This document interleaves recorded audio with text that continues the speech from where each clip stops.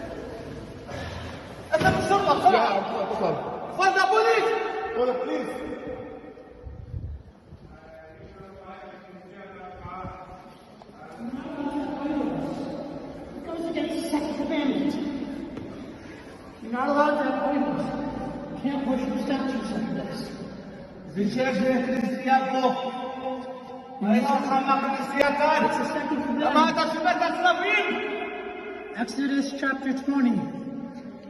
Exodus chapter 20. Gosh, you're strong.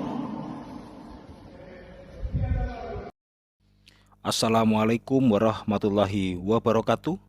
Palestina mengecam tindakan Israel yang membatasi jemaat Kristen datang ke gereja di kota tua di Yerusalem. Sahabat Iwan Villa, seperti video yang barusan Anda lihat, itu adalah perbuatan polisi Israel ketika mencegah umat Kristen di Palestina untuk beribadah di hari Minggu yang kalau tidak salah itu namanya adalah Minggu Palma.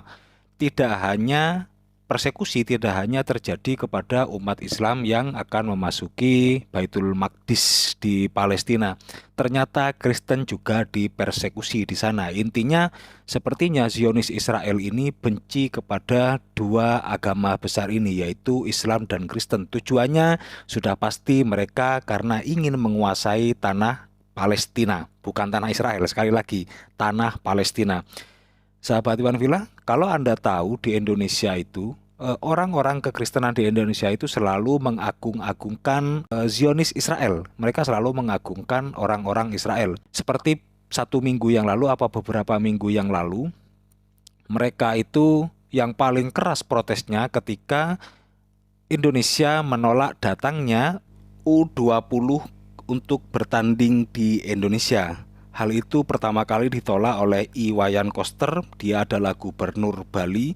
Kemudian yang menolak adalah Ganjar Pranowo. Tetapi apa narasi yang disampaikan oleh umat Kristen di dalam unggahan banyak sekali di dalam TikTok atau di dalam video YouTube Short ya. Mereka mengatakan bahwa hati-hati bos, bermusuhan dengan Israel, ini Israel bukan Indonesia. Jadi seolah-olah umat Kristen ini sangat mendukung Israel daripada bangsanya sendiri, dan bahkan di Papua itu berkibar bendera Israel banyak sekali. Ya, bukan bendera Indonesia yang diagungkan di sana. Jadi bendera Israel yang diagungkan di Papua. Dan saya yakin itu pelakunya adalah umat Kristen, bukan umat Islam. Kenapa? Karena umat Islam memang sangat tegas menolak Israel, karena Israel ini adalah pembantai umat Islam di Palestina. Sedangkan yang dibantai itu bukan saja hanya umat Islam, tetapi juga umat Kristen. Di mana banyak sekali postingan di situ umat Kristen ini membela umat Israel daripada membela bangsanya sendiri, yaitu bangsa Indonesia. Kemudian setelah beberapa hari terjadinya bombardir ya dari negara-negara Islam ke negara Israel atau ke Israel, lalu mereka mengatakan, oh paket ini datang dengan selamat ke Palestina, katanya begitu. Paket ini datang dengan selamat ke Suriah. Luar biasa. Jadi satire yang dilakukan oleh umat Kristen itu sangat mengagung-agungkan umat Israel. Mereka tidak tahu kondisi politik yang terjadi sebetulnya di sana itu, bahwa Zionis Israel itu adalah pembenci terhadap umat Kristen dan umat Islam. Tidak hanya sampai di situ, beberapa kali postingan kemarin, saya pikir beberapa dari kita sudah tahu di mana ada sekelompok orang Israel itu meludahi biarawati di depan gereja, dan itu sangat kasar sekali ya, sampai meludah di kaki biarawati. Sahabat Iwan Fils, saya yakin sudah pasti tahu.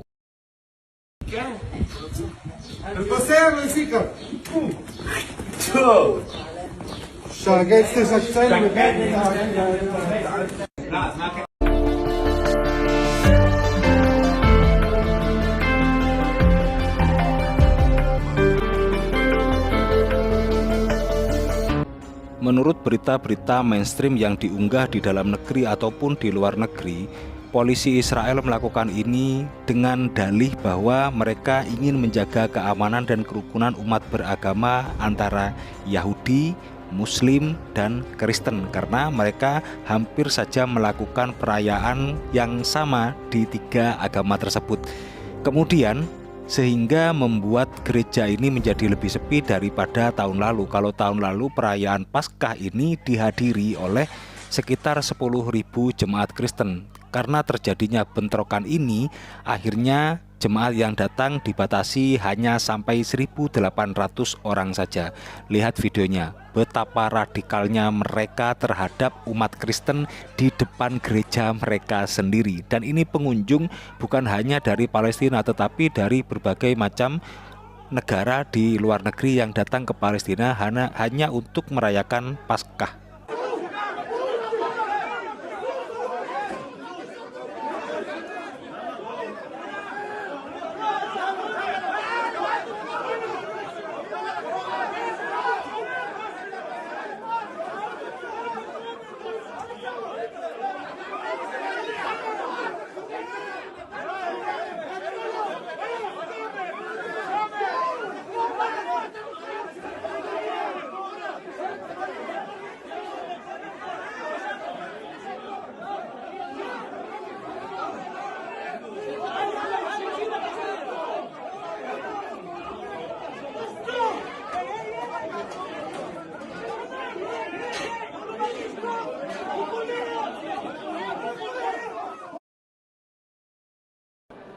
Wahai umat Kristen yang ada di Indonesia, sadarlah bahwa apa yang Anda musuhi ketika Anda memusuhi Islam, sebetulnya Yahudi jauh lebih keras memusuhi Anda. Dan sadarlah bahwa Yahudi tidak pernah menganggap umat Kristen ini adalah orang yang kelas atas ya. Bahkan Tuhan Anda itu dihina segitu hinanya di dalam kitab mereka. Dan kami Islam adalah sahabat terdekat Anda menurut petunjuk Rasulullah SAW. Wabillahi taufiq wal hidayah. Assalamualaikum warahmatullahi wabarakatuh.